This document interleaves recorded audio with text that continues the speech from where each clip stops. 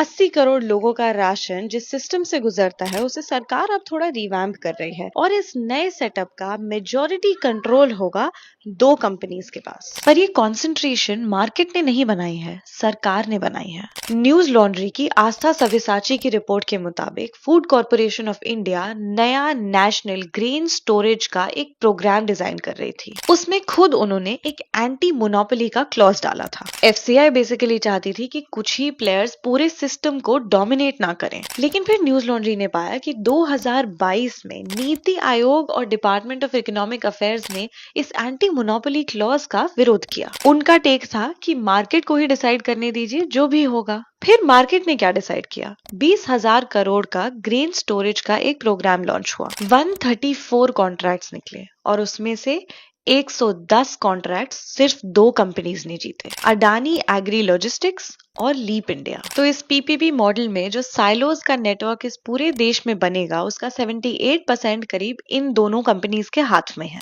अब एक और बात, 2020 के जो फार्म लॉज के प्रोटेस्ट थे उसमें प्राइवेट प्लेयर्स और साइलोज की बात उठी थी। 2024 में फिर एक चीज हुई थी जिसमें पंजाब सरकार ने कुछ ऐसा ही किया था। पंजाब में 11 साइलोज थे जो प्राइवेट कंपनीज चला रही थी। तो सरकार ने ये डिक्लेयर किया कि इन्हीं साइलोज को व्हीट प्रोक्योरमेंट का सेंटर बना दिया जाएगा। फिर उस समय बहुत विरोध हुआ और फिर पंजाब सरकार को ऑर्डर वापस लेना पड़ा। किसानों का यही कहना था कि इससे तो मंडी एकदम ही कमजोर हो जाएगी। बट पंजाब के उस एग्जाम्पल से हमें साइलोज के अराउंड थ्रेट्स और डिबेट्स के बारे में पता चलता है। तो अब आप बताइए, अगर ऐसे साइलोज में फिर मोनोपोली बनती हुई दिख रही है तो do you think this is a risk?